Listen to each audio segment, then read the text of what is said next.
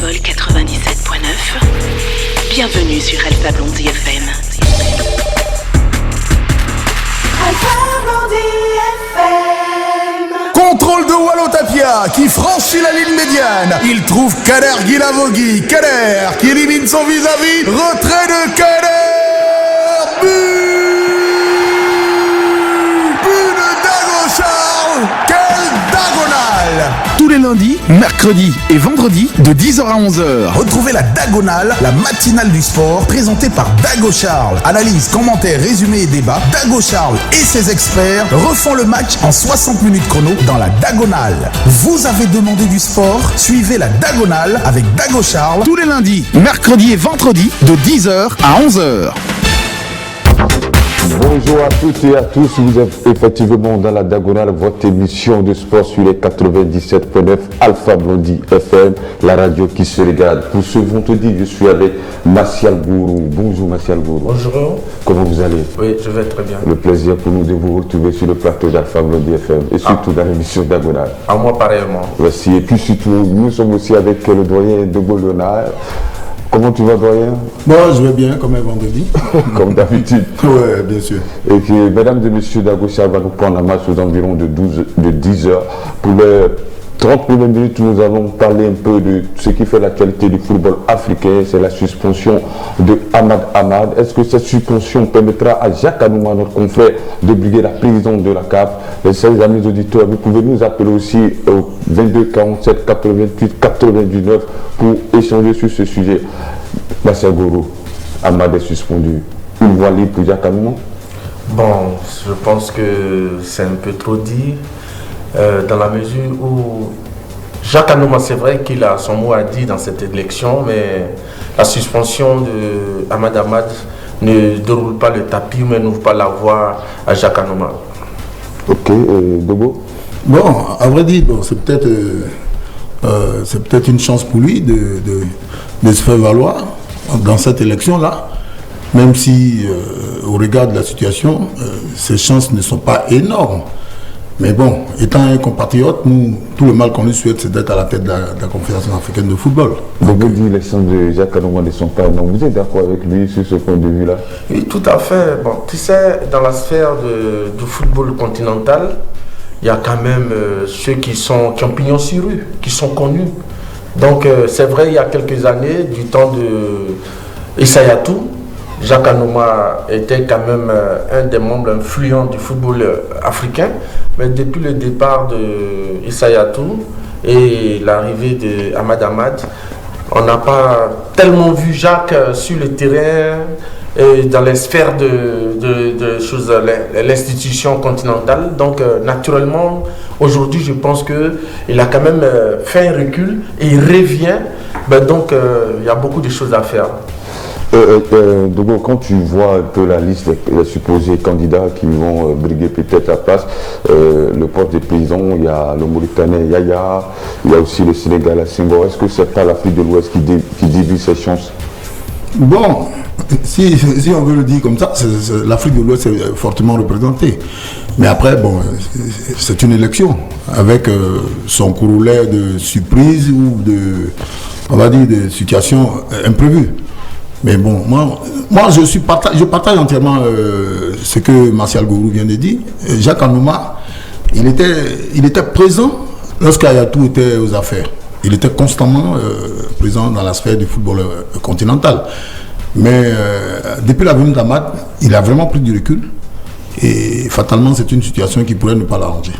Ok, on pensait que, bon, à l'élection où Ahmad a réussi à gagner la confiance des autres présidents des confédérations, on pensait absolument que c'était le bon moment pour Jacques Anouma, mais malheureusement, à ce moment-là, il ne s'est pas présenté. Et où il y a un challenger comme le Sud-Africain Mosepe, le président de Mamelodi Sundowns, le milliardaire sud-africain, est-ce que ce n'est pas délicat pour lui? Bon, en fait, je veux dire qu'il n'y a pas un moment particulier pour être candidat à l'élection à la présidence de la Confédération africaine de football. À tout moment, on peut être candidat à ce poste-là. Mais bon, disons que Jacques, par le passé, il a quand même été membre du comité exécutif de la CAF. Et il occupait quand même une fonction au niveau de l'instance mondiale du football, qui est la FIFA. Aujourd'hui, je pense qu'avec du recul, c'est pas que les candidats sont forcément plus influents que lui, mais c'est que tout se passe par réseau.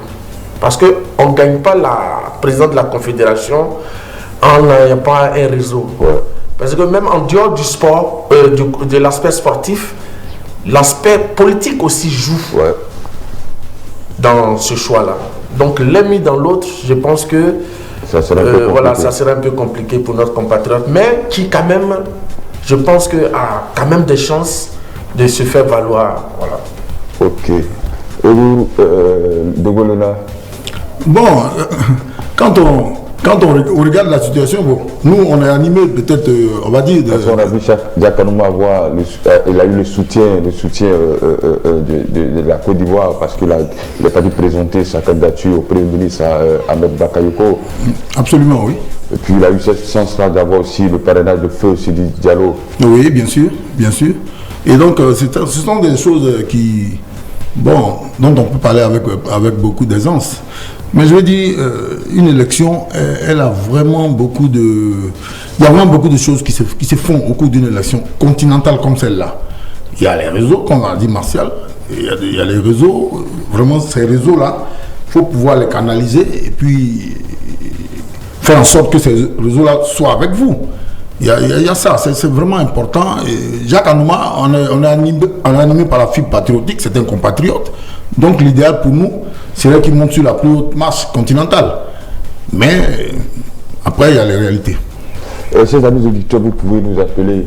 Je reviens sur toi, Martial. Je lance toujours un complément, parce que tout à l'heure vous avez dit que Jacques avait le soutien du Premier ministre et le parrainage de la FIF, mais il faut dire au-delà, lors du conseil des ministres de mercredi dernier, le gouvernement ivoirien a fait un communiqué pour dire qu'il soutenait de façon officielle la candidature de Jacques Anouma. Est-ce que ce n'est pas une bonne nouvelle pour lui? Non, tout à fait, c'est une bonne nouvelle parce que, comme je le disais, les politiques ont une grande part à jouer dans cette élection. Parce que, bon, Jacques, c'est un citoyen. Il peut avoir le soutien de la fédération, mais pour être candidat à l'élection du président de la CAF, il faut parcourir l'Afrique. La CAF, c'est 54 nations. 55 même avec le président du Sud. D'accord. Donc, il faut avoir les moyens, la logistique. Parce qu'on ne parcourt pas plus de 50 pays africains en voiture. Donc, il faut forcément avoir un avion privé pour pouvoir aller rencontrer les différents dirigeants du continent.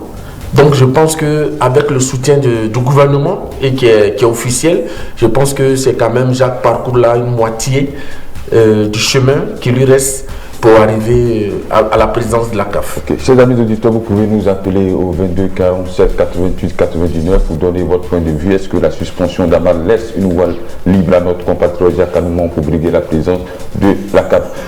On parle de MOCP, tu sais, la plupart des anglophones, et surtout les anglophones du côté austral de l'Afrique, sont toujours unis dans un tel combat. Est-ce que ça n'a pas un peu défavorisé Jacques Anouma? Sachant qu'ici en Afrique de l'Ouest, déjà on a Senghor qui est candidat, qui est susceptible d'être candidat, ainsi que le président de la Fédération mauritanienne de football. Parmi les candidatures déjà déclarées au niveau de la présidence de la CAF, il faut dire qu'il y en a deux qui pour l'instant ne portent pas véritablement des casquettes. Ouais. Il y a celle de Jacques Anouma, notre compatriote, et puis celle du Mauritanien. Mais le Sud-Africain et le président de la Fédération sénégalaise Senghor, je pense que Senghor est le choix du clan Amad. Parce que ce clan Amad qui a vu que leur leader étant suspendu et n'est pas trop sûr de se représenter à sa propre situation, choisit Senghor pour certainement aller dans cette course-là à sa place. Mais du côté du Sud-Africain, selon les informations à notre disposition, c'est le candidat parrainé par le président de la Fédération internationale de football, Gianni association, oui, Gianni Infantino. Est-ce que, bon, revenons sur ce truc de parrainage, est-ce que ce n'est pas une erreur parce qu'il avait parrainé Ahmad Ahmad, aujourd'hui c'est la FIFA qui ne suit pas Ahmad, est-ce que ce n'est pas une ingérence de Gianni Infantino dans le football? En fait, pour ce que je veux dire, c'est que dans le temps, du temps de Issa Yatou, Ahmad Ahmad a été parrainé par le président de la FIFA, Gianni. Donc aujourd'hui, c'est le même Gianni qui, selon certaines raisons, soutient aujourd'hui un autre candidat. Donc pour moi ça, c'est tout à fait logique, c'est normal. Parce qu'on a vu, il a soutenu Ahmad Ahmad. Ahmad Ahmad, lors de la dernière composition du côté du Maroc, il y avait une mésentente. On a vu que l'épée de Damoclès planait sur la tête de Ahmad Ahmad. Il le surprend, aujourd'hui il est en train de soutenir un autre candidat. Est-ce que ça va pas arriver aussi à ce candidat-là au cas où il y a... je le disais la dernière fois lors de notre émission, l'émission précédente, que malheureusement les institutions africaines, qu'elles soient politiques, qu'elles soient économiques, qu'elles soient sportives, sont soutenues financièrement par les institutions occidentales. Celui qui demande à la... on va prendre l'auditeur. Bonjour, Foué. Oui, bonjour le bon. Comment tu vas, Foué? Ouais, moi je vais très très bien. D'accord. Je vais bien avec mention. Tu connais un peu. Il n'y a pas meilleur que la santé. Bien sûr, bien sûr. Merci. On parlait un peu de la suspension d'Ahmad. Est-ce que cette suspension laisse pas le champ à Jacques Anouma? C'est le débat du jour. 30 minutes pour discuter sur cela. Non, avant de revenir au sujet, je voulais d'abord dire encore Yakou à toute la grande famille du sport ivoirien. Ok. Aujourd'hui, les gens vont nous quitter définitivement. On a vu hier l'émotion du côté de la FIFA. Courage et puis surtout, voilà. Le meilleur est à venir. Ok. Merci. Voilà. Bon, il l'a dit la dernière fois, vous savez, en 2017, ils ont pris Ahmad Ahmad par défaut. Ils ont fait 27 ans pour eux. Oui, non, mais c'est le mot, ils l'ont pris par défaut. Parce que pour eux, Issa Yatou avait fait 27 ans, Issa Yatou est en train de combattre la FIFA, il n'était pas d'accord sur certains points, donc il fallait le dégager et venir installer quelqu'un. Voilà, ils l'ont installé maintenant, ils ont vu maintenant qu'il ne fait plus leur affaire. Mais tant que la FIFA va venir s'ingérer dans nos affaires, c'est eux qui vont choisir le président. Sinon, Moussepe, il a l'argent, il n'a pas l'argent. Mais ça, c'est pas une affaire de l'argent. C'est une affaire de quelqu'un qui va venir nous donner des directives. Parce que, actuellement, les gens sont divisés sur le fait de l'organisation de la CAN chaque 2 ans ou bien chaque 4 ans. Ça, c'est le véritable problème de l'élection du président de la CAF qui va venir en 2021. Parce qu'il y a d'autres qui sont pour les 4 ans, d'autres qui sont contre pour les 4 ans, d'autres sont pour les chaque 2 ans. Voilà, donc vraiment, ça va être difficile, mais vraiment, je suis sûr que si la FIFA a encore son candidat, je pense que, excusez-moi du mot, mais Jacques Anouma en train de perdre, on ne va pas perdre son temps. Ok. Voilà, parce que Gianni Infantino ne va pas laisser la CAF choisir son propre candidat. Voilà, parce que déjà, les 4 candidats, Jacques Anouma, le candidat, d'abord, du salut de l'État ivoirien, de passage qui a pris l'affaire à main. Voilà, ça fait déjà du bien à notre compatriote Jacques Anouma. Maintenant, Moussepe, qui est le candidat de Infantino, ça va être difficile. Il disait, il ne pas dit, l'argent va circuler encore. Et quand l'argent ne circule pas, vraiment c'est difficile à la vérité de triompher. Ok. Voilà. Donc vraiment, de grâce, moi je demande pardon à Infantino, il a laissé nous-mêmes choisir notre président de l'association et notre président de la CAF. Voilà, et puis maintenant, dit aux 3 candidats, vraiment ils n'ont qu'à aller, pas aller en rang dispersé, mais ils n'ont qu'à choisir un candidat au niveau de l'Afrique de l'Ouest qui puisse combattre celui choisi par l'Afrique constante. Voilà, parce que tu sais, le candidat, le Britannique candidat, et puis le Sénégalais candidat, vous voyez que déjà des 17 pays de l'Afrique de l'Ouest sont déjà divisés. Mais tu sais que ceux-là déjà sont dans le karma, ne veulent pas partir comme ça. Déjà, leur champion ne sera plus candidat, donc il ne veut pas quitter la FIFA, tu sais, et la CAF. Mais Ahmad Ahmad même sait que l'on choisit par défaut. Il C'est parce qu'actuellement, il peut pas dire, il est renfermé, il ne peut pas faire une déclaration, mais je pense que si ça passe là, beaucoup de choses vont sortir de ta bouche. Ok. Voilà. Merci pour ta participation. Merci beaucoup. Et puis voilà, restons sport. Ok. Donc Mathias, on était à toi. Oui, donc pour revenir sur ce que je disais tout à l'heure, j'ai dit que la main qui demande, elle est toujours en bas de celle qui donne.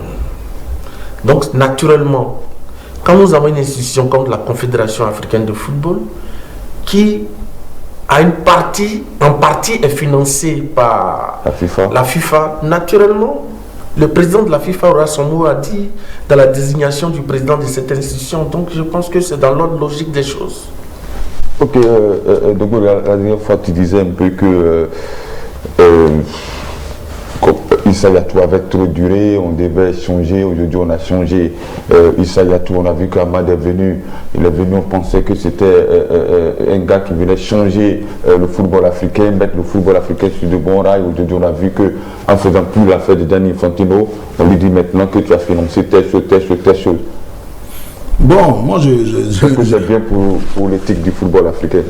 Bon, je l'ai dit et puis je le maintiens. Hein, l'immobilisme, là, il est resté 29 ans à la tête de la CAF. Et ça, forcément, à un moment donné, les gens ont envie de voir autre chose. Ils ont envie de changer parce qu'il y a des méthodes, on dit les réflexes, on l'a produit. Bon, Issa Yatou, on va dire, pendant son règne, a écrasé beaucoup de personnes. J'ai pris l'exemple ici la dernière fois de la grosse frustration qu'il a infligée à Didier Drogba. En lui enlevant le ballon d'or pour le donner à Frédéric Kanouté qui ne le méritait même pas. Ce sont des situations gênantes à plus d'un titre. Et moi, n'étant pas pour l'immobilisme, moi j'ai applaudi l'arrivée d'Amad avec joie. En fait, j'étais heureux que Amad vienne prendre la place derrière tout. Ça, je le dis sans le cacher, je l'ai dit à plusieurs reprises. Moi, je voulais un changement. Mais après, le changement qui s'est opéré n'a pas été celui qu'on attendait. Donc, tout à l'heure, Oufou a dit que, Amad a été choisi par défaut. Mais les faits lui donnent pleinement raison. Les faits donnent raison à Oufou. Parce que là, il est venu, il a multiplié les scandales. Et puis bon, il n'a pas géré le football africain comme il se devait. Donc, fatalement, les gens ont regretté le départ d'Ayatou, même si, on va dire, il est resté 29 ans au pouvoir, mais au moins, il a apporté sa touche. Mais Amad, vraiment, il y a eu trop de scandales. En si peu de temps, un seul mandat et d'innombrables scandales. Vraiment, c'est une situation gênante. Mathias Gori, il nous reste 10 minutes pour parler un peu de ce sujet-là. Qu'est-ce que tu retiens globalement du passage d'Amad à la tête de cette grande confédération qui a 55 voix? Ce qu'il faut retenir, Amad, depuis hier, a déposé un recours auprès du TAS. Donc, naturellement, il conteste la décision qui a été prise par la FIFA. Donc, on ne peut pas dire que le cas Amad est définitivement réglé. Peut-être que si le TAS lui donne raison, il pourra se relancer, mais je n'y crois pas trop. Parce que, bon, je crois que... Mais quand tu vois un peu les faits qui lui sont reprochés, est-ce que c'est pas qu'il avait financé telle chose, pourquoi ça sort aujourd'hui? Non, naturellement, cette affaire de corruption à la CAF n'a pas débuté aujourd'hui. Depuis que Amad est arrivé aux affaires, il faut reconnaître qu'il n'a pas mis trop de temps pour qu'on puisse découvrir qu'il y a quand même des failles dans sa gestion. Donc, pour moi, sa suspension n'est pas une surprise, c'était plutôt prévisible. Parce qu'on ne peut pas prendre de l'argent dans les caisses de la CAF pour payer un pèlerinage à la Mecque à une quinzaine d'amis dirigeants. Alors qu'on connaît un peu la souffrance du football africain. Donc je pense que c'est un peu gros, c'est l'une des fautes assez graves d'Amad Amad. Donc logiquement, je crois que ce qui lui arrive est mérité. Tu regrettes un peu le départ d'Issa Yatou? Bon, pas forcément, mais je pense que le vieux, comme on l'appelle, n'a pas été, a été poussé vers la porte de sortie, mais bon, de façon un peu humiliante. Parce que pour tout le service qu'il a rendu au football africain, et je pense qu'il n'aurait pas dû partir de cette façon. Mais c'est déjà arrivé, comme l'a dit tout à l'heure l'auditeur qui a appelé. En réalité, Ahmad a été élu parce que les gens étaient un peu fatigués. Voilà, de la longueur du pouvoir de Issa Hayatou. Plus d'une vingtaine d'années à la tête d'une institution, tout en sachant que le pouvoir use. Donc c'était tout à fait normal que les gens voulaient quelque chose de nouveau. Et c'est ce qui s'est passé en réalité. Mais la suite, on la connaît. Ahmad, son successeur, n'a pas été à la hauteur des attentes. Donc on espère que le prochain président, si c'est vraiment le cas, pourra vraiment porter haut le flambeau du football continental. Ok, donc on a ton dernier mot sur ce sujet, sur Ahmad et puis surtout Jacques Anouma, est-ce qu'il pourrait briguer ce poste-là? Bon, moi je pense que Jacques Anouma, je veux parler de Ahmad. Moi je pense que Ahmad, en faisant recours au TAS, bon, je trouve ça un peu ridicule. Parce qu'il sait qu'il traîne des casseroles. Bon, donc vraiment aller au TAS, c'est manquer de lucidité. Il doit pouvoir se remettre en cause et puis dire j'ai fauté et j'assume, mais il faut que je me retire du football tranquillement. Voilà. Un homme intelligent, c'est comme ça qu'il se comporte. Souvent les gens sont coupables, mais il veut quand même se défendre. Voilà, mais on ne s'agrippe pas. C'est-à-dire, lui-même, il reconnaît, quand il est seul et puis il se regarde dans un miroir, il reconnaît qu'il a fait des fautes lourdes. En si peu de temps, un seul mandat, il traîne beaucoup de casseroles et puis il prend l'argent du contribuable pour l'envoyer Ok, bonjour Sangaré. Bonjour Sangaré. Oui, bonjour Zélo. Comment tu vas? Oui, je vais bien. Sanguizo. À vos invités. Okay. Bonjour Sanguizo. On parlait un peu d'Ahmad, sa suspension, et puis est-ce que cette suspension permettra à notre compatriote Jacques Anouma de pouvoir briguer la CAF? Sur ce plan, je crois que Jacques, il a tous ses moyens, mais je pense que cette élection-là va avoir beaucoup de surprises aussi. Pourquoi? Parce que le président sortant n'est pas candidat pour influencer qui que ce soit. Voilà. Mais on dit qu'il a déposé, on a eu l'information tout à l'heure, il a déposé une voie de recours du côté de la FIF et du TAS. Oui, alors. Il a déposé un recours du côté du TAS. Oh bon, c'est son droit, c'est son droit. Bon, ouais, c'est son droit, mais c'est pas sûr que ça va aboutir. Voilà, pas sûr que ça va aboutir. Voilà, je voudrais revenir sur ceux qui disent que MOCP est le candidat de Gianni Infantino. Mais si c'est ce cas, c'est qu'il n'est pas handicapé déjà. Voilà. Parce que tout le monde sait que Gianni Infantino a soutenu Ahmad. Voilà ce qu'il est venu faire dans le football. Voilà comment il a traité Infantino. Donc je crois que les présidents des fédérations prendront conscience et puis ils ne s'aligneront pas derrière le candidat de la FIFA. Voilà. Parce que la FIFA veut que le football ivoirien reste sous tutelle toujours de la FIFA. Voilà, je crois que les dirigeants africains n'auront pas accepté. Ok, on espère. C'est le problème de foot. Bonne émission à vous. Ok, merci. Merci Sanguizo. Merci, dans 4 minutes, tu seras 10 heures pour parler un peu de ta actualité. Donc j'étais en train de dire que bon, Ahmad, il faut qu'il soit intelligent et puis qu'il se retire tranquillement du football. Parce que là, il a été fortement éclaboussé. Donc la logique veut que quand on est dans une telle situation, on ait un esprit d'analyse en vue de vraiment prendre la bonne décision. Et la bonne décision pour lui, c'est de se retirer du football international africain. Mais déjà, on dit 5 ans déjà. Voilà, 5 ans, bon. 5 ans, dedans un gérant dans le football, ça le permet. Maintenant, en ce qui concerne Jacques Anouma, c'est une véritable bouffée d'oxygène que le gouvernement ivoirien décide de l'épauler. Parce que quand on sait qu'une élection comme celle-là nécessite une surface financière respectable. Elle est diplomatique d'abord. Donc elle est diplomatique et puis elle est économique. Il faut beaucoup d'argent. Il faut se déplacer. Comme disait tout à l'heure Martial, on ne se déplace pas en voiture. C'est en avion. Et donc la logistique financière, si elle est là, bon, nous on dit tant mieux. Voilà, donc même si le combat est difficile, mais il faut le mener. Voilà, il ne faut pas dire que voilà, d'avance Jacques Anouma va perdre la face et tout. Et il faut mener le combat. Voilà. Donc C'est ça qui est le plus important en fait. Ok, merci à vous d'échanger sur ce premier sujet qui était est-ce que la suspension d'Ahmad Ahmad permettra à nos compatriotes Jacques Anoumon de briguer la présidence de la CAF. On a compris, les auditeurs ont dit que si Gianni Infantino ne se mêle pas de cette compétition, Jacques Anoumon a son mot à dire. Martial a dit aussi qu'aujourd'hui, avec le soutien de tout le gouvernement ivoirien, ça permettra aussi à Jacques Anoumon d'aller chercher de façon diplomatique voir les autres présidents en Afrique, parce qu'il faut passer par les présidentielles pour pouvoir briguer la Confédération africaine de football. Et puis dire aussi qu'on a un poids, on a 55 voix. C'est un mot de faire fléchir Gianni Infantino. C'est pas Gianni Infantino de faire fléchir l'Afrique. Et c'est dommage.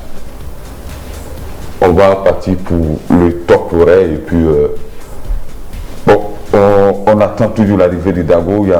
Je vais donner rapidement les deux sujets.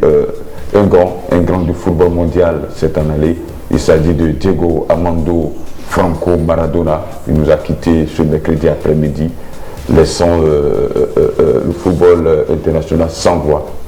Et puis on va parler un peu aussi, comme deuxième sujet dans cette 1 heure de temps, du football ivoirien. Depuis, il y a eu l'arrêt depuis l'avènement du coronavirus. Depuis lors, rien du côté de la FIFA. C'est bloqué. La FIFA n'a pas encore donné de décision par rapport aux élections à la FIFA. On voit ici les clubs s'entraînent pas de championnat, alors que certains clubs vont aller sur le continent africain pour défendre les couleurs de la Côte d'Ivoire. On sait que ça sera encore un grand préjudice pour le football ivoirien, parce qu'on a vu déjà quand il y avait championnat, le représentant n'arrivait pas. Alors qu'aujourd'hui, d'autres déjà ont commencé à jouer dans d'autres pays. C'est vraiment difficile. On part pour le top forêt. On y va pour le top forêt.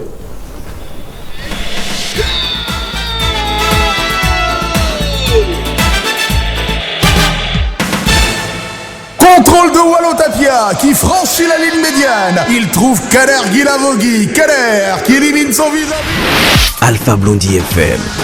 Il est 10h. Temps universel. 97.9.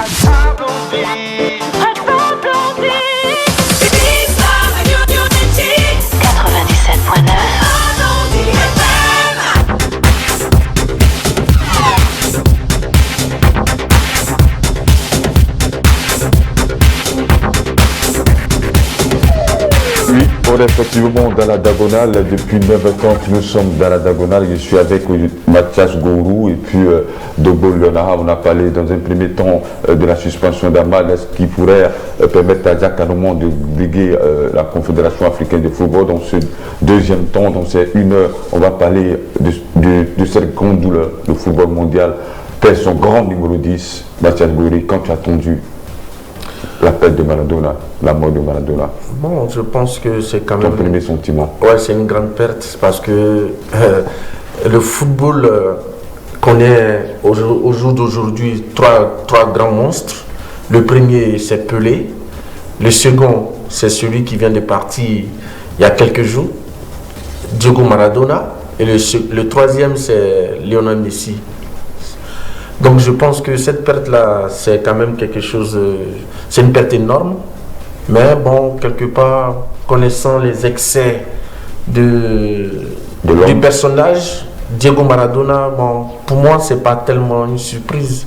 Parce que, bon, quelqu'un qui est accro à la drogue forte, et malgré l'amour de ses proches, malgré les efforts faits par les uns et les autres pour l'amener à sortir de cette dépendance-là, notre icône de football n'a jamais voulu arrêter sur cette voie. Bon, malheureusement, ce qui est arrivé. Tout le monde pensait qu'en début du mois de novembre, avec l'opération qu'il a eue, il allait de son sortie. On a vu la photo, l'image avec son médecin, mais malheureusement, le cœur a lâché.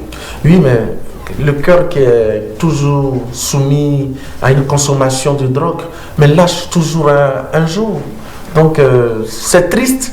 Et c'est ce qui même me désole, parce que je pense que pour quelqu'un qui a rendu d'énormes services au football mondial, je pense qu'il méritait encore de rester en vie pendant longtemps et pour que la jeune génération puisse profiter de son expérience. Hélas. Lui-même le dit, si je ne m'étais pas drogué, on ne parlerait même pas de Pelé. Qu'est-ce que tu en penses? C'est l'une de ces punchlines.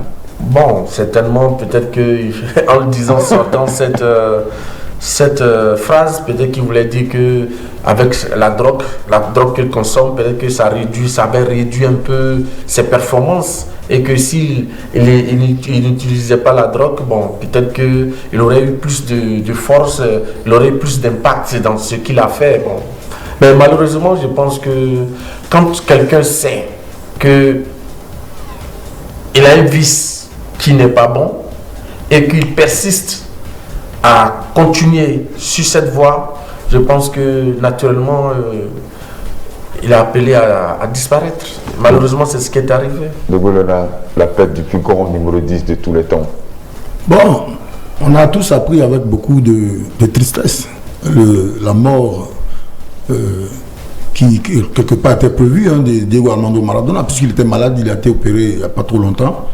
Et même ses nombreux fans se sont massés devant la clinique où l'opération a eu lieu.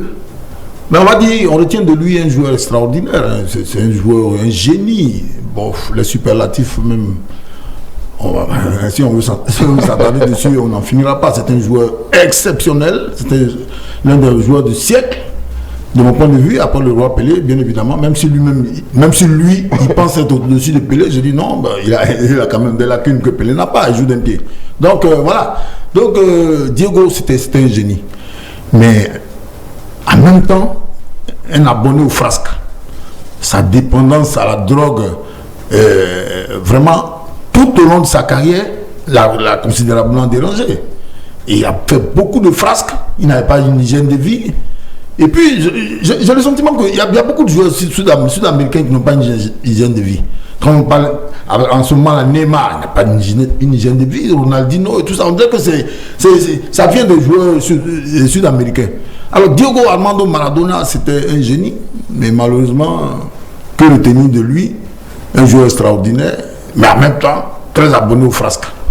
Ça laisse un goût amer. Reste qui dit encore, arriver dans la surface, ne pas pouvoir tirer au but, c'est comme danser avec sa soeur. Bon, je veux dire, en même temps qu'il était talentueux, en même temps aussi qu'il faisait beaucoup de frasques. Au point où, bon, certains disaient, certains préfèrent Lionel Messi par rapport à lui, hein, parce qu'on se dit que Lionel Messi, grand footballeur, en même temps, qui ne fait pas de frasques. Et ça, c'est important. Et c'est important. C'est-à-dire, un joueur doit être un exemple. Tu dois être un joueur de ce niveau-là doit être un exemple. Que retenir de lui? Que quelqu'un qui se droguait constamment.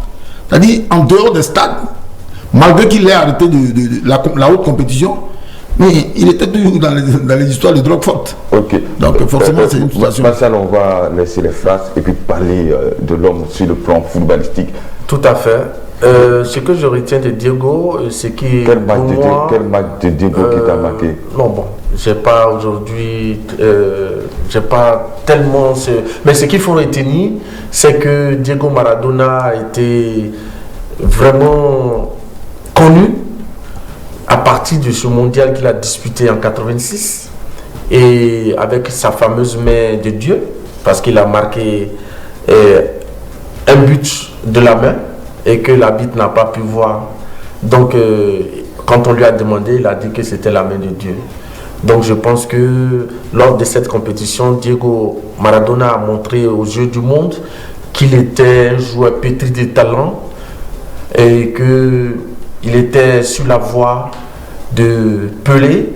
Et cela lui a donné une certaine notoriété. Après, bon, il allait dans le football italien. Et il a joué avec le club mythique de Naples, avec qui il a gagné beaucoup de trophées. Donc je pense que quelque part, c'est quelqu'un qui a apporté beaucoup au football. Donc c'est ce que je retiens. Ok, comme Zidane le dit bien, je suis très triste de la disparition de Maradona. Pour sa famille, il n'y a pas que le sport qui pleure, c'est le monde entier. J'ai toujours dans le cœur, en 86, quand j'avais 14 ans, il n'est jamais oublié ce que j'ai vu. Effectivement, tu as vu, à partir de la Dion, il passe en revue la défense anglaise. Oui. C'est une action extraordinaire. Et puis, en même temps, elle efface la fameuse main de Dieu qui ne l'honorait pas. Parce qu'un joueur de son niveau marquait un but de la main on sait ce qui s'est passé après ce but-là. Après ce but, il y a eu un commentaire malheureux de Thierry Roland, qui est un grand journaliste, qui a dit qu'à ce niveau de la haute compétition, c'était dommage qu'on prenne un arbitre africain qui était Ben Nasser. C'est un commentaire raciste qui n'a pas plu, et Thierry Roland a été ramené à l'ordre par son directeur. Donc dire qu'un Africain arbitre un quart de finale, c'était honteux de sa part. Donc on retient de ce match-là que Diego, après ce but qui a fait couler beaucoup d'encre de salive, il a pris le ballon et sur une quarantaine de mètres, et vraiment il allait marquer un but extraordinaire. Parce que lui-même l'a dit un peu, je rêvais de jouer une Coupe du Monde et de la gagner. Et effectivement en 86, il était sur le toit du monde, même si en 82 il est passé dans le mondial espagnol sans qu'on le voie, mais en 86, vraiment Diego a mis son impact sur ce football-là. Ouais. Pour rappel, vous savez, Diego Maradona est sorti quand même d'un bidonville. Est-ce que ce n'est pas le fait de sortir des bidonvilles qui fait que la plupart des joueurs sud-africains, quand ils arrivent maintenant à la gloire sud-américain, ils n'oublient pas ce côté-là? Comme je disais, il est sorti d'un bidonville de Buenos Aires, la capitale de l'Argentine. Donc, à partir de la sortie de la pauvreté, pour se hisser à un niveau, être au-dessus de tout, je pense que cela, il était un exemple. Parce que tout le monde se disait que on peut être pauvre et puis réussir du jour au lendemain. Mais malheureusement, comme on le disait tantôt, cette belle image, cet exemple qu'il avait donné au monde, il l'a détruit par son comportement, comme il a dit, son comportement avec cette histoire de la drogue. Donc c'est vraiment malheureux. Mais bon, quoi qu'on dise, on retient que Diego Maradona est un joueur de classe mondiale, quelqu'un qui a marqué son époque et quelqu'un qui vraiment a hissé le drapeau argentin sur le toit du monde et qui a permis à un club qui n'était pas très coté en Italie, Naples, de devenir un club de premier plan. Donc je pense que le joueur, son parcours est exceptionnel. Donc c'est ce que nous retenons. C'est ce que France Football a fait en lui donnant un ballon d'or d'honneur. Et puis de Golona, octobre 81, Abidjan, stade d'Abidjan, face à Boca Juniors. Diego y était. On a eu cette chance-là de voir aussi sur la pelouse du stade Philippe Aubagne Diego, parce qu'il a marqué 2 buts face au stade. Oh là là, mais il faut dire que ces joueurs du stade là sont des privilégiés. Avoir côtoyé un joueur de ce niveau-là, vraiment c'est des joueurs qui étaient des privilégiés. Diego est venu, il a fait montre de toutes ses qualités techniques, parce que c'est un joueur exceptionnellement technique. Il a une technique, on va dire, interplanétaire. Parce que vraiment Diego, j'ai vu une fois Diego jongler une orange. À plusieurs reprises, j'étais impressionné. J'ai dit, mais ce joueur-là, il est fort, il est très fort. Même s'il joue d'un pied, mais ce pied gauche-là, parce qu'aujourd'hui, les joueurs de classe mondiale, là, comme les Messi, là, jouent de 2 pieds, hein, parce qu'ils jouent du pied droit de temps en temps. Mais Diego, lui, il jouait que d'un pied. Mais alors, ce pied-là, c'était un pied d'exception. Diego, vraiment, c'était une star mondiale. Et vraiment, comme l'a dit Martial tout à l'heure, il est sorti d'un bidonville. Et tenez-vous bien, à 15 ans, quand il était à Boca Juniors, il était déjà chef de famille. Puisque sa famille était très pauvre. Mais lui, comme il est sorti, il avait beaucoup d'argent, donc il était devenu en quelque sorte chef de famille. Parce que c'est lui qui s'occupait de la famille maintenant. Il vivait à toute la famille. Les Sud-Américains, ils sont comme les Africains, hein. Famille nombreuse. Au moins 10 personnes, et c'est Diego qui s'occupait de la famille. Ça, c'est vraiment exceptionnel. Il est devenu une star mondiale. Et vraiment, il a gardé son amour pour sa famille, mais alors, son côté excessif, vraiment, c'est ça ça l'a gêné toute sa vie. D'où le nom de El Pibe de Oro, le gamin en or. Oui, El Pibe de Oro, ça voulait dire l'enfant en or, par sa qualité. Et donc, pour revenir un peu sur les phrases de Diego, comme il a dit tantôt, c'est très tôt, tout jeune, il est devenu responsable de sa famille. Ça veut dire quelque part, il a sacrifié sa jeunesse pour arriver là où il est arrivé. Donc naturellement, pour quelqu'un de pauvre qui sort d'un bidonville, qui amasse des milliards, donc comme le disait Feu Félix Houphouët-Boigny, l'argent rend fou. Donc avec être en possession de beaucoup d'argent, ça permet d'avoir d'autres vices et de faire beaucoup de choses qu'on n'avait pas faites lorsqu'on était jeune. Surtout qu'on n'a pas de bons conseillers. Voilà, quand on était dans le bidonville. Donc je pense que c'est ce qui explique un peu ces frasques des joueurs sud-américains. Parce que pour l'essentiel, ils sont issus des familles pauvres. Hein. Donc le fait de découvrir de l'argent, de devenir riche, donc se permettent certains excès malheureusement qui détruisent leur carrière. Parce que Diego, malgré son talent, il faut dire qu'à un moment donné, sa carrière a décliné. Mais par la faute de quoi? De ses excès. Parce qu'on a vu sa belle période à Naples où il gagne le dernier Scudetto, le championnat d'Italie à 90. Il joue cette demi-finale face à l'Italie dans son stade mystique de São Paulo où il avait le dernier tir au but, Mac. Et puis on voit après ça, on trouve de la drogue dans son vécu, ça bouleverse tout son football. Ça a bouleversé tout dans la vie de Diego jusqu'à ce que aujourd'hui Diego soit parti.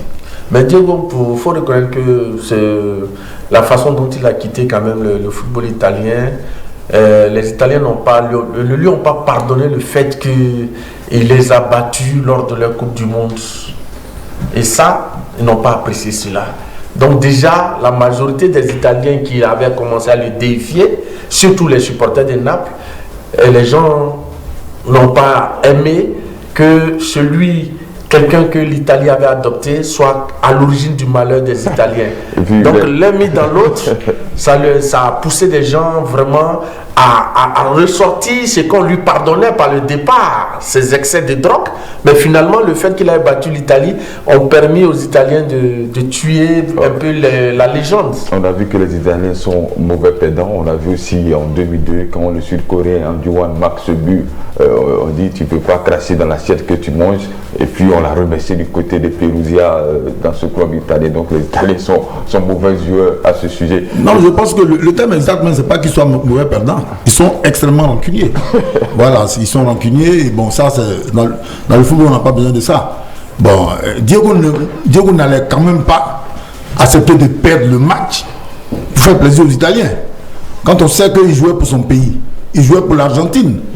Et il y a un penalty qui doit shooter, il faut qu'il le rate pour faire plaisir aux Italiens quand même, c'est un sérieux. Bon, moi je pense que les Italiens sont extrêmement rancuniers et ça n'a pas sa place en football en fait, cette façon de faire là. Ok, on a la chance d'avoir Dagocha Pompidou, un grand numéro 10 aussi, le monde entier peint numéro 10, le numéro que tu as porté, Diego l'a porté aussi, aujourd'hui il a disparu. Qu'est-ce que tu retiens du Diego Maradona en tant que vrai 10 aussi, qu'on a la chance d'avoir sur ce plateau de la Dagonale? Bonjour à tous et puis bonjour, salut. Voilà, merci pour tous les auditeurs qui nous suivent. Et désolé du retard. Pour ce qui est de Maradona, effectivement, c'est le véritable numéro 10. C'était pas ce type de numéro 10 que nous voyons maintenant, des gens qui portent ce maillot-là. Ce numéro-là qui sont sur le banc de touche. Voilà, je pense que vous l'avez suffisamment décrit, j'étais en voiture quand je vous écoutais, vous l'avez suffisamment décrit, sa classe, hors pair, ses gestes, tout ce qu'il a réalisé, le plus même qu'il a apporté au football. C'est ça, parce que le sport de haut niveau, ce sont les performances, les records qu'on bat continuellement. Et Maradona a eu à nous faire oublier dans une certaine mesure le roi Pelé. Vous savez qu'on n'a pas vu Pelé jouer, mais à travers les images, à travers les histoires racontées de Pelé, nous nous sommes bien rendus compte que Maradona avait apporté ce plus-là. Parce que voilà, et depuis Maradona, bon, on a vu que Messi aussi a apporté ce plus. Et donc, il fait partie pour moi sinon, le deuxième plus grand footballeur du monde. Voilà, il n'y a rien à dire. Maintenant, je crois que c'est Léo qui le soulignait. C'est Frasque. Voilà, au-delà de tout, nous sommes, les footballeurs sont des artistes. Nous permettons au monde, sinon aux téléspectateurs, aux spectateurs de se transcender au travers de nos gestes, de nos exploits. Et cette transcendance-là fait de nous des artistes. Et quand on est artiste, on est quelque part un exemple. On est une source d'inspiration. Donc, footballistiquement, elle a été une grosse source d'inspiration. Ça, il faut le reconnaître. Pour moi, personnellement, le seul truc que je regrette. Et puis, qu'est-ce que tu penses de la sortie de l'entraîneur de l'Olympique de Marseille, qui demande à la FIFA de retirer le numéro 10? Est-ce que c'est... Non, c'est trop posé. C'est trop posé. Et puis, en même temps, c'est une façon aussi de reconnaître la classe du joueur. C'est une façon de reconnaître la classe du joueur. Aujourd'hui, la FIFA est allée jusqu'au numéro 97, 99, 100. Tu peux porter le numéro 200 aujourd'hui si tu veux. Voilà. Non, mais d'abord, le football, par essence, à la création était un sport à 11. Et les numéros étaient du 1 jusqu'au 10, au 11. Voilà. Et jamais un gardien portait le numéro 10. On dirait du numéro 1 au gardien de but. À l'époque, les choses ont évolué. Donc dire aujourd'hui qu'il faut retirer le numéro 10 juste pour rendre un hommage à Maradona, pour moi, bon, c'est une incongruité, mais je comprends un peu la démarche du coach de Marseille. Toi, un ancien stadiste, on a vu ici en octobre 81, le stade d'Abidjan, le grand stade d'Abidjan, affronter le Boca Junior de Diego Maradona en 81, où Diago était. En 81, oh non, j'étais à l'école primaire. Et puis c'est tout ça même qui a concouru à ce que j'adore ce club, le stade d'Abidjan. Comprenez-vous? Déjà quand on commençait, nous autres là, à réaliser ce que c'est que le football à partir du mondial en 82, et nos parents nous parlaient déjà du roi Pelé, que même mon oncle Julien, encore le même, père à son âme, avait pu venir en Côte d'Ivoire.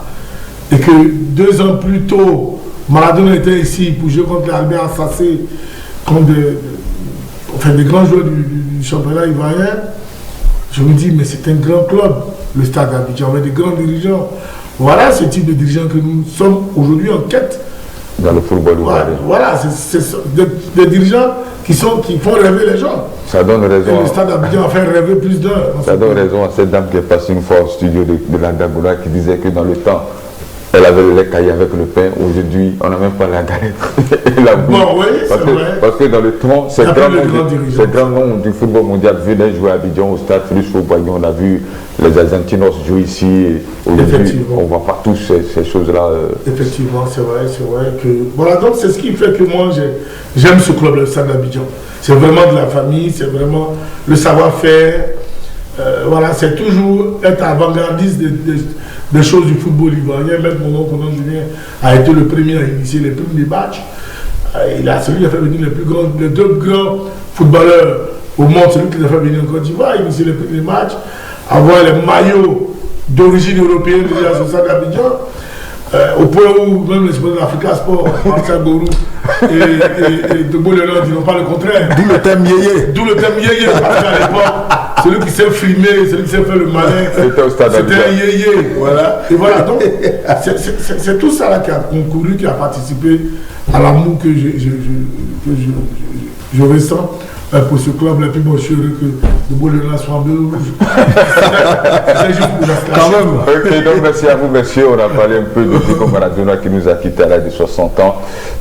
C'est dommage pour nous. Mais si tu peux même, Martial, excuse-moi, tout à l'heure j'étais en voiture quand je vous écoutais. Vous êtes revenu sur le cas des élections d'Ahmad Ahmad. Je vous ai amplement écouté. La conversation a été vraiment alléchante et puis très constructive. Je voulais juste aller dans le sens de tous les Ivoiriens. Hein, qu'on sollicite les messes. Pour moi, qu'on sollicite des messes à l'église, à la mosquée, que chaque Ivoirien s'approprie la candidature de Jacques Anouma pour terrasser quiconque se mettrait devant lui, parce que les Sénégalais sont déjà en marche. Augustin Senghor a déjà fait le rappel de tous les journalistes sportifs sénégalais. Sans compter les nombreux marabouts qu'ils ont. Bon, ici nous croyons en Dieu, c'est marabout là. On va les laisser à qui de droit, mais il a fait le rappel de tous les journalistes sportifs. Et donc là, au travers de ton micro, de la Fabondi FM, je profite pour inviter tous les journalistes sportifs, pour une fois, quand on taise nos clivages, je ne sais pas, orientés, ou je ne sais pas comment on le dit, et qu'on se met tous derrière Jacques Anouma. Tous. tous derrière Jacques Agoma.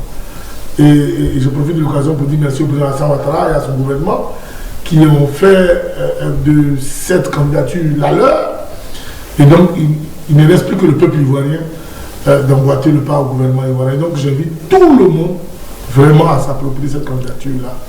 Qui, pour les autres, pour les uns, demander des messes ou des trucs à la mosquée, ou qui, pour les autres, se mettre à genoux, aller chez les combien, ou aller, je sais pas, aller chez des imams. Mais en tout cas, que chacun de nous apporte quelque chose. Ce que tu dis, c'est à l'avènement de Jacques Agoma à la tête de la Confédération. Dans toutes les émissions qu'on va faire sur chaque chaîne de télévision ou de radio, il faut qu'on parle de cette candidature de Jacques Agoma.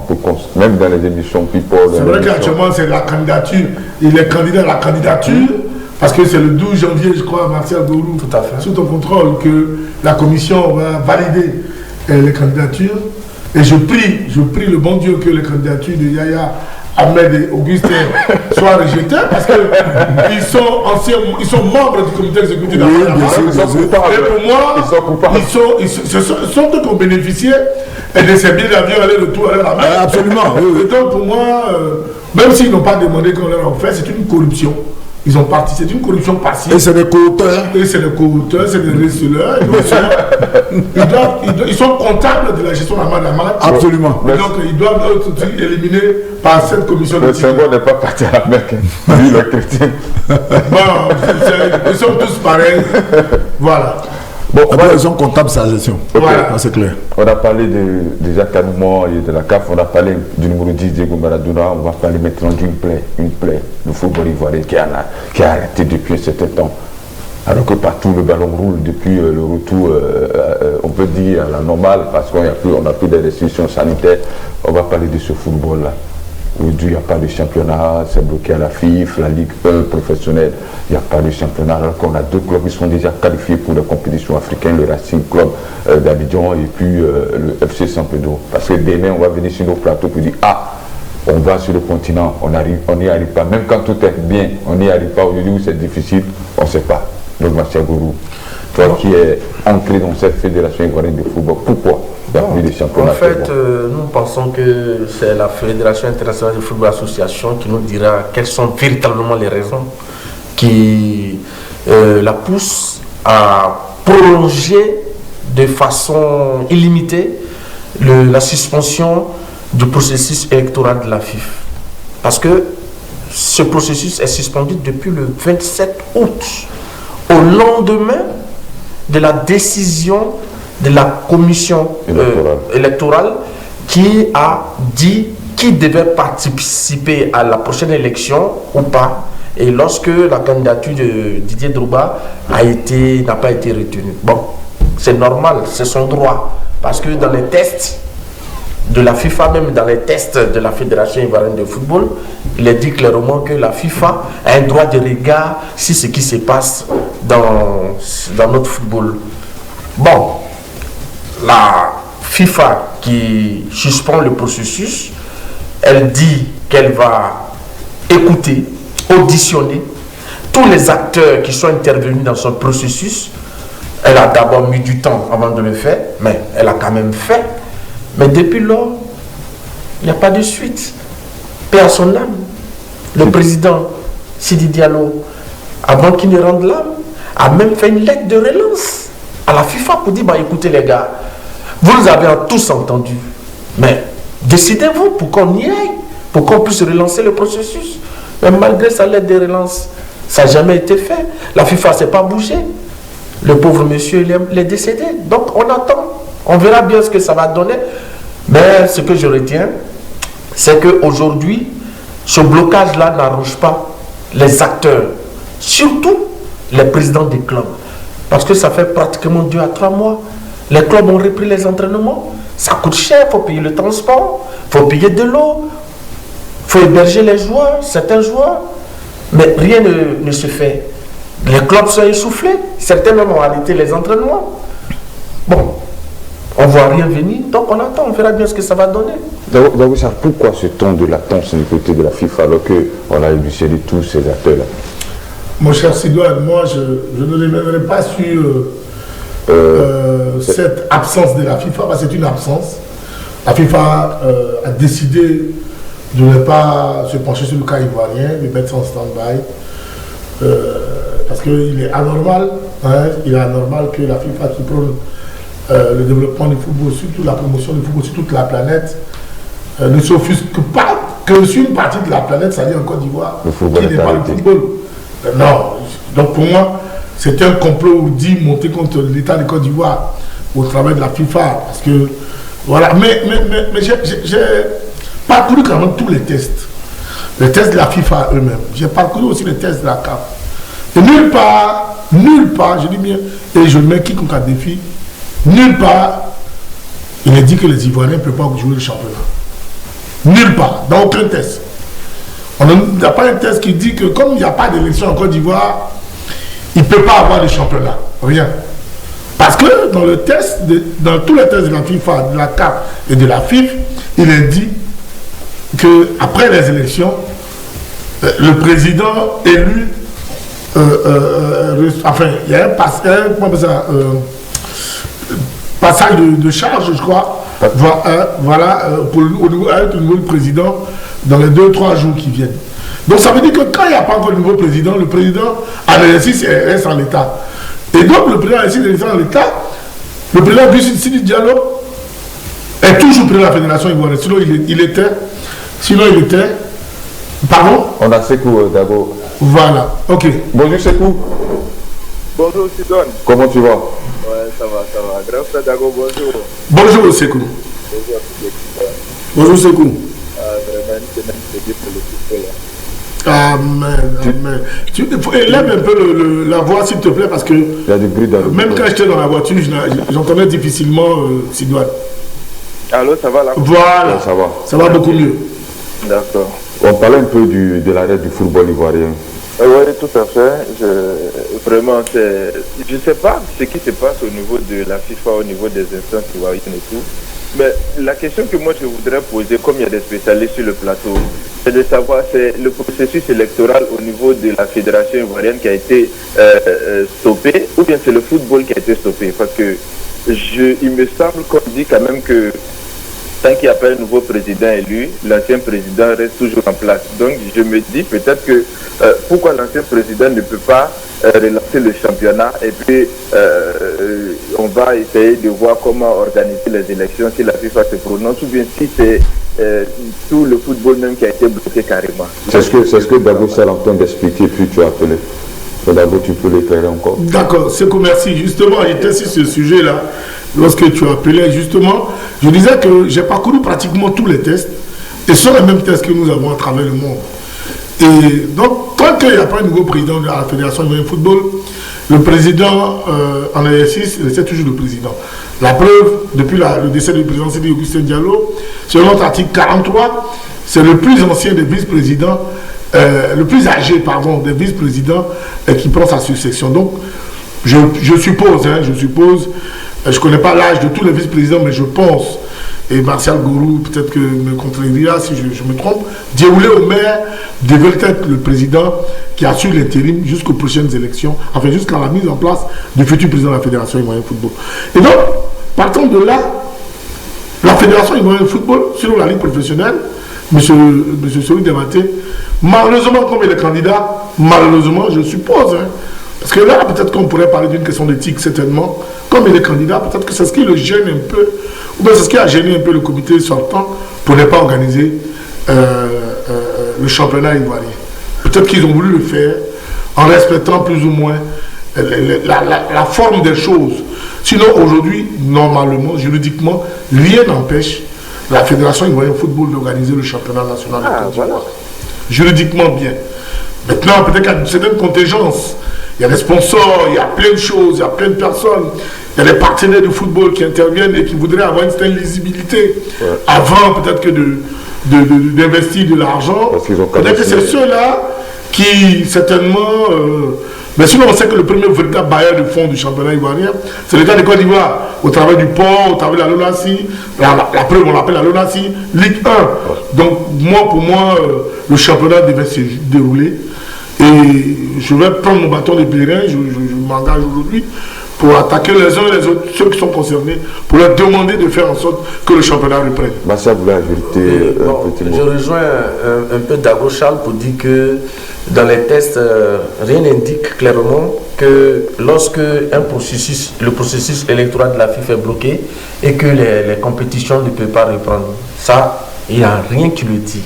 Mais bon, j'ai essayé d'interroger certains membres de la fédération sur cette situation de blocage et pourquoi est-ce que les compétitions ne reprenaient pas.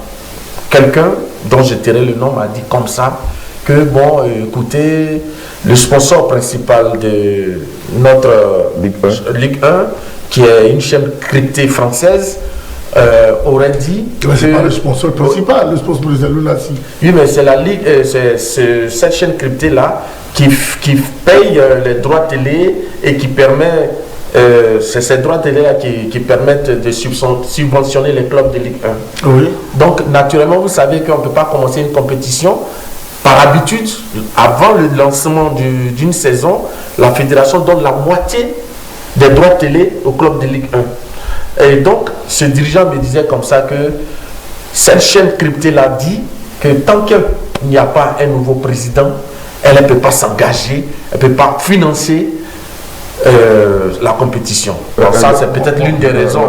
Mais hier, étant à la fédération, lors des obsèques de la cérémonie d'hommage à Sidi Diallo, j'ai encore approché un autre dirigeant de cette fédération-là qui m'a dit comme ça que dans les prochains jours,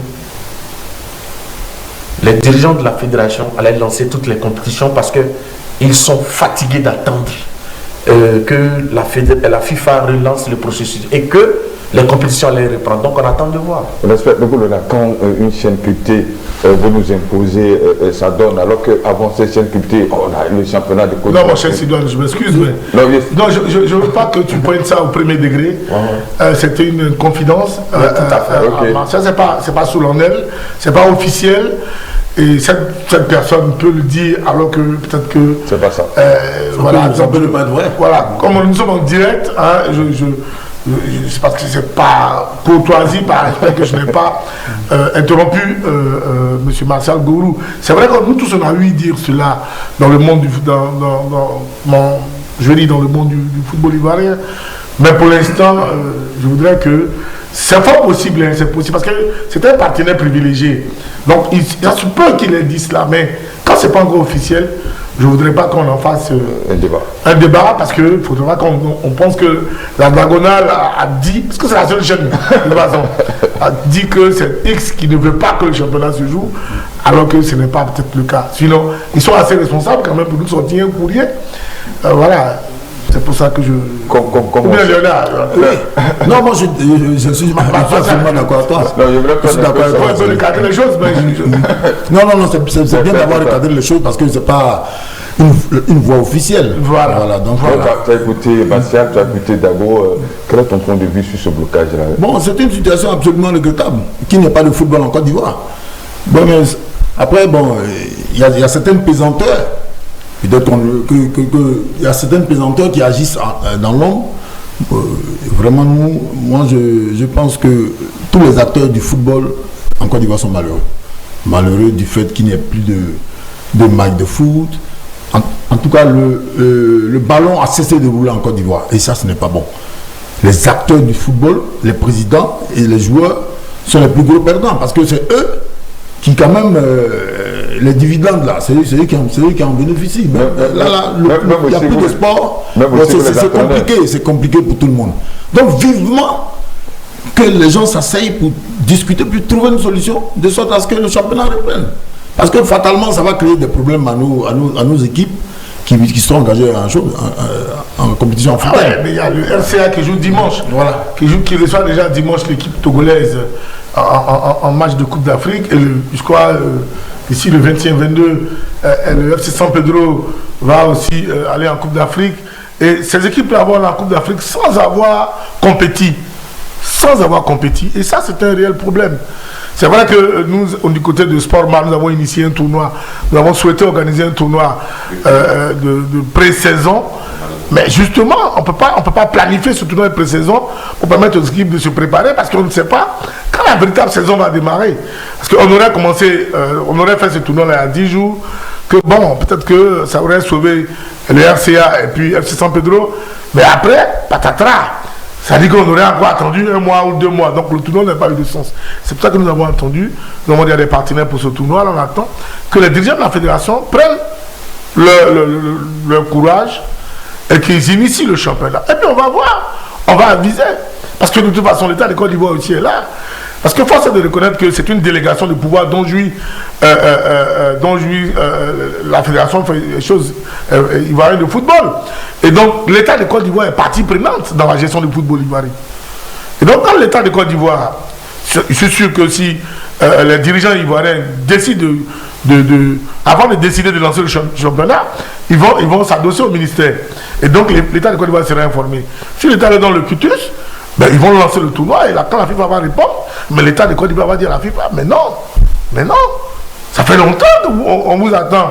On ne s'immisce pas dans vos affaires, mais on a envie de nous aussi regarder le foot, on a envie de jouer au foot. D'accord, on a un autre auditeur. Bonjour M. Kodé. Oui, bonjour M. Sidouane. Comment tu vas? Oui, grâce à Dieu, ça va. Il salue tout le monde là-bas. Bonjour, je vous connais. Ouais, je voulais parler par rapport à la reprise là. Il me semble qu'une fois, Tori avait sollicité tous les présidents du club pour démarrer, mais certains ont refusé.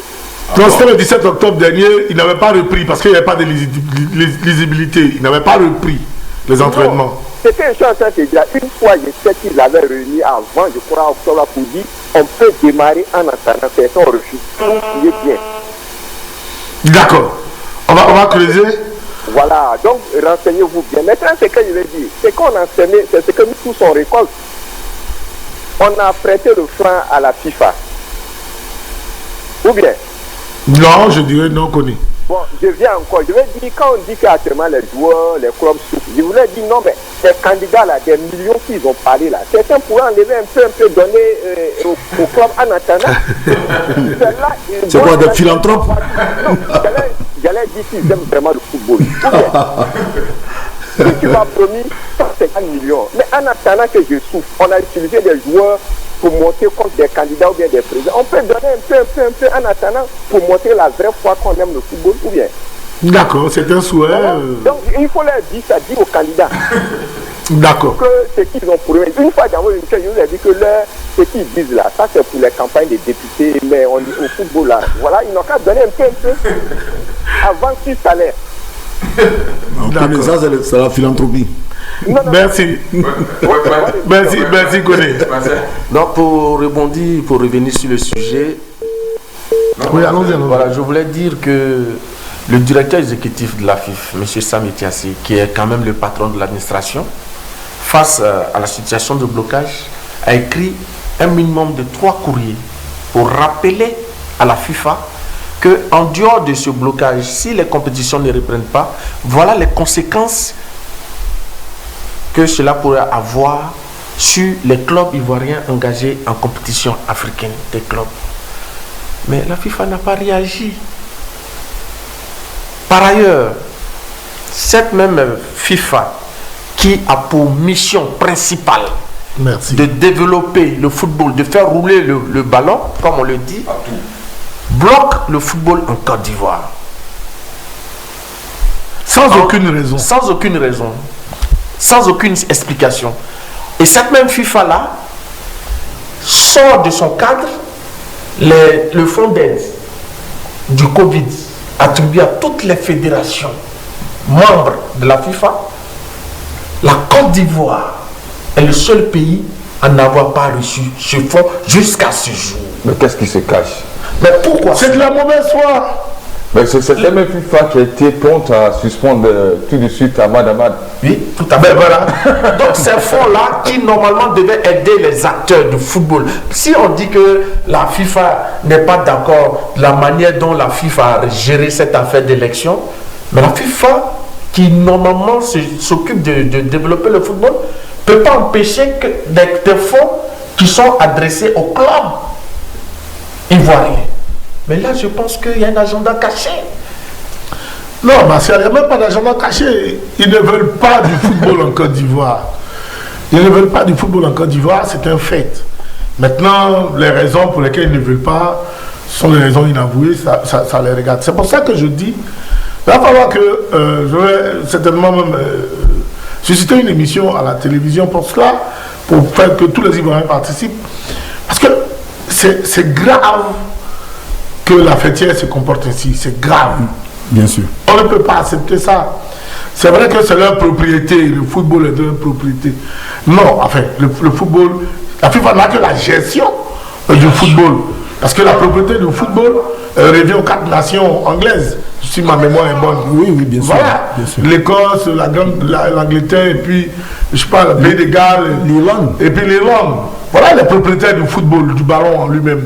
La FIFA ne fait que gérer cette affaire-là. Donc, pour moi, il appartient à la Fédération ivoirienne de football de lancer le championnat, d'inviter les clubs, surtout les dissidents. Si je mentais un propos de Koné qui vient de nous informer que certains clubs, quand le président Souli Diabaté avait lancé le championnat, certains clubs avaient refusé, je pourrais dire que, bon, on est encore dans le show. C'est sur le fait de blocage des compétitions en Côte d'Ivoire. Sinon, comment on peut envoyer Jacques Anouma en compétition en Coupe d'Afrique alors qu'il n'y a pas de football chez toi? Oui, non, ça c'est grave. Ça n'a pas de sens. Ça n'a pas de sens. On invite tous les Ivoiriens. On se dit, on est un candidat à la Confédération africaine de football. Mais au cours de l'Assemblée générale de l'élective de la CAF, on va lui demander. Mais quand tu veux être président de la CAF, mais chez toi, il n'y a même pas ballon. C'est de quoi il s'agit. Le pays auquel tu appartiens. Il n'y a pas de football là-bas quand tu veux diriger les gens ici. Non, parce que nous, les Ivoiriens, c'est comme ça que nous nous exprimons. Oui, si, bien sûr. C'est comme ça que nous nous exprimons. Mais toi, tu ne sais même pas jouer au football. Toi, tu veux diriger les footballeurs. Tu ne sais pas un règlement, tu veux diriger les footballeurs. C'est la même chose qu'on peut demander à Jacques Anouma. Bien sûr, ça c'est vrai. Tu veux n'être pas football, toi, tu veux diriger les footballeurs. Ben attends, c'est grave. C'est une incongruité. Donc il faut que Jacques Anouma lui-même, qui est médiateur, car FIFA, je crois, si ma mémoire est bonne, car FIFA est médiateur, il sollicite dans ces tournées-là qu'il informe tous les autres pour que, voilà, on peut jouer au football. Oui, il faut que le ballon roule en Côte d'Ivoire, sinon c'est pas possible. On peut pas les autres, on peut pas rester éternellement en train de regarder les prouesses des uns et des autres.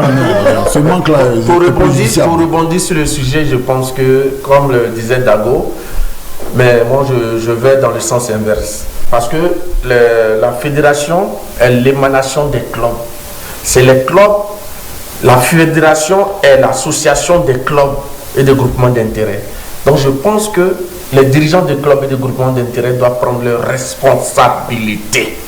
Parce que c'est eux qui sont les véritables acteurs. C'est eux qui emploient des footballeurs, parlons des clubs, pour dire, signer une pétition, pour dire que nous, clubs de Côte d'Ivoire et groupement d'intérêt, nous sommes au nombre de 81. Et si on va au-delà des 2 tiers, nous allons organiser une assemblée générale pour demander que les compétitions reprennent. Et là, la FIFA n'y peut rien. Elle ne peut pas empêcher cela. Parce que la fédération ivoirienne, là, je pense qu'il y a quand même certaine autonomie, même si vis-à-vis, elle doit respecter les tests qui proviennent de la fêtière. Mais donc, c'est aux dirigeants de club de prendre les responsabilités, c'est tout. Et puis, on est bien d'accord, mais Charles disait tout à l'heure qu'il n'y a aucune disposition juridique qui interdit le fait que le championnat reprenne. Non. Donc, en toute logique, les dirigeants de la FIFA actuelle doivent faire rouler le ballon.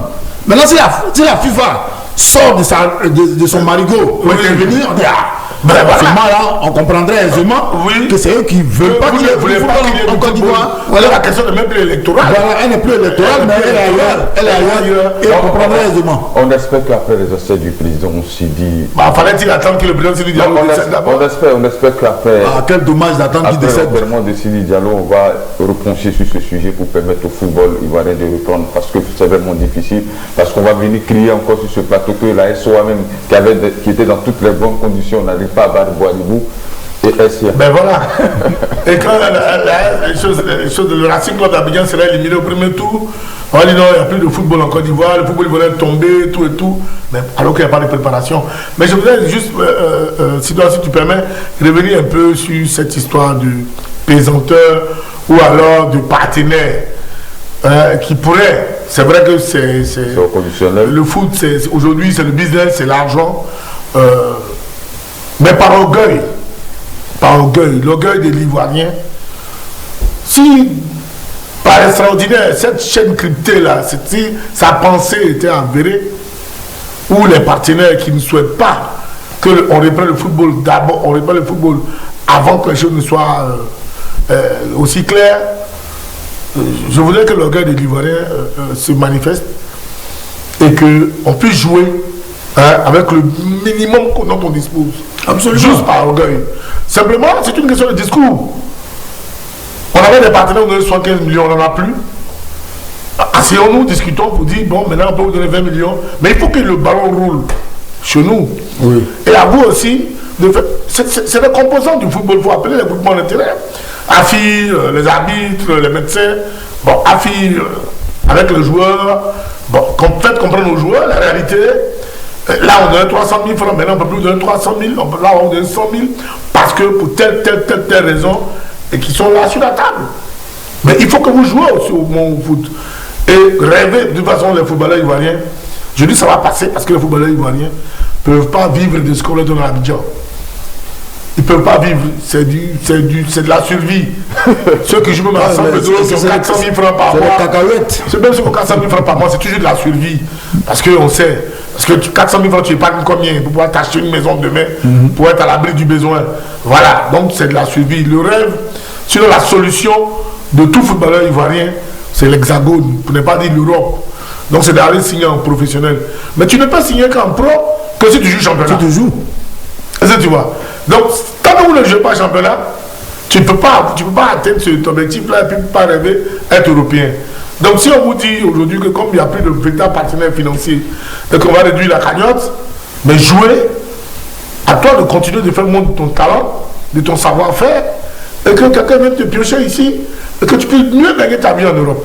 Voilà. On a vu ici Dago, il n'y avait pas ce partenaire-là quand le football ivoirien se déroulait bien. Mais oui. Il n'y avait pas ce partenaire quand il y a des grands noms du football. Oui, on a le port autonome d'Abidjan, on a tous ces gros sponsors-là qui sont là. Et puis le sponsor, il suffit de réorienter les finances du championnat. Et même tout le monde devant les faire accomplir. Le président Soli Diabaté est assez intelligent.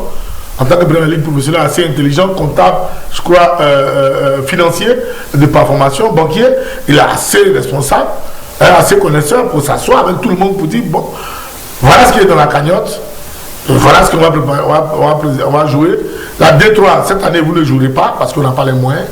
On va jouer juste la D1 et la D2. Il faut poser les problèmes, bien sûr. Il faut qu'on joue. Oui. Il faut qu'on joue, on ne va pas rester comme ça. Oui, mais c'est pourquoi je disais tantôt qu'il faut que les acteurs du football ivoirien organisent une assemblée, parce que tout ce genre de débat-là, c'est au cours d'une assemblée qu'on peut en parler. Mais on ne peut plus organiser une assemblée générale selon les tests. Aucune assemblée générale ne peut s'organiser tant que... Aucune assemblée selon les tests ne peut s'organiser tant qu'on n'a pas fini les élections. Ça c'est ce qui est textuel. Et c'est ce que la FIFA est en même de bloquer. Mais une réunion du comité exécutif élargie à tous les membres. Ça aussi, c'est juridiquement acceptable. Oui. Une réunion du comité exécutif élargie à tous les membres. Ça, ce n'est pas une assemblée générale.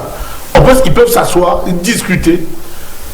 Puisqu'il y a la conférence des présidents de D1, de D2, et puis D1, D2, et puis s'asseoir avec ceux de D3 qui étaient nombreux hier aux choses. Et je tenais à dire merci à tous les groupes de D3. Ils étaient nombreux pour rendre dernier hommage au président Sidi Augustin Diallo.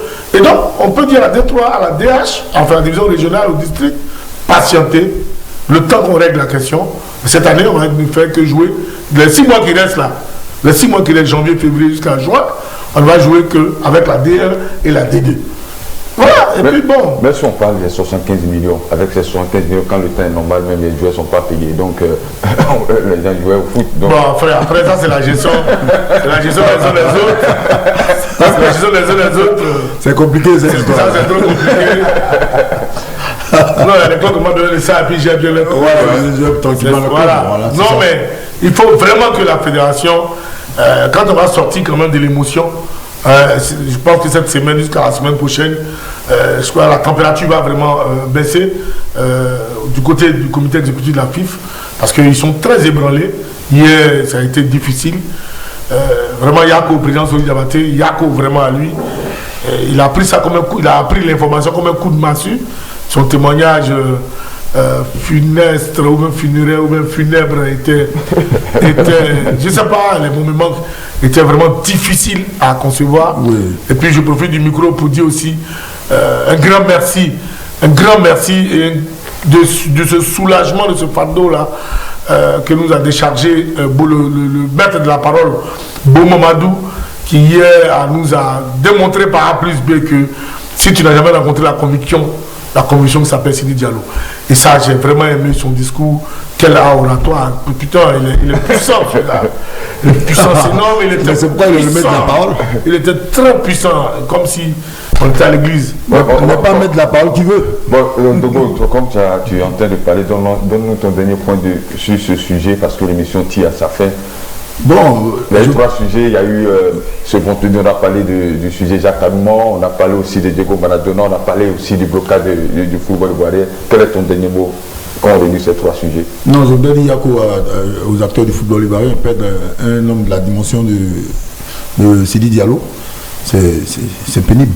C'est pénible, le football ivoirien en deuil. Et puis, ça n'est jamais arrivé qu'un président comme ça de la fédération, en exercice. Bon, on a connu Jean-Emmanuel qui est décédé, mais c'était après qu'il ne soit plus président. Vraiment, à tous les acteurs du football ivoirien, je voulais présenter Yako, puis à sa famille biologique, la famille biologique du président Sidi Diallo. Yako, c'est un événement malheureux. Moi, je n'y étais pas hier, mais demain samedi, je serai au Palais des Sports. Vraiment, Yako à tout le monde, et puis vivement que le football reprenne en Côte d'Ivoire. Parce qu'on ne peut pas continuer comme ça, on ne peut pas continuer dans cette situation-là. Et les joueurs, les dirigeants sont les plus malheureux, il n'y a plus de football en Côte d'Ivoire. Et comme le disait Charlie tout à l'heure, ça va avoir un impact sur la candidature de notre compatriote Jacques Anouma, si la situation reste en l'état actuel des choses. Donc vivement que le football reprenne en Côte d'Ivoire, et puis bon, que tout le monde soit heureux. Merci. Donc bon, c'est des regrets. Le regret d'avoir perdu un grand monsieur en la personne de Sidi Diallo, regret d'avoir perdu un joueur de la dimension de Diego Maradona, et regret que le football ivoirien soit bloqué et que nous espérons que tout ira pour le mieux dans les prochains jours. D'abord Ouais, j'abonde dans le même sens que Martial Gourou, une année de regret. En 2020, une année de regret. Pape Diouf, Maradona, Sidi Diallo, le football ivoirien qu'on ne joue pas, tout ça sont des regrets. J'ose espérer que les choses vont dans le bon sens. À compter de la semaine prochaine, après qu'on ait demain inhumé surtout le président Sidi Augustin Diallo, et puis voilà, les choses vont prendre maintenant toutes ces familles, celle de Maradona, Pape Diouf, Sidi Augustin Diallo, vraiment, surtout la femme du président Sidi Diallo. Hier, on l'a vu vraiment ailleurs.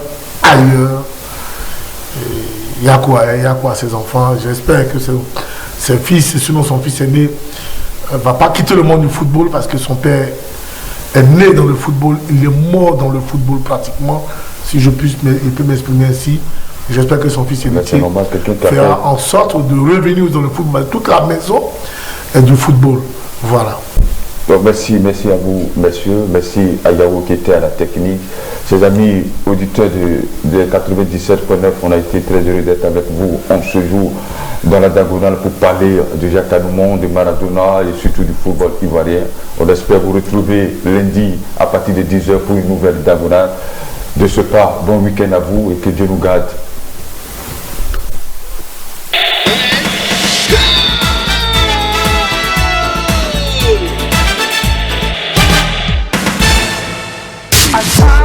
I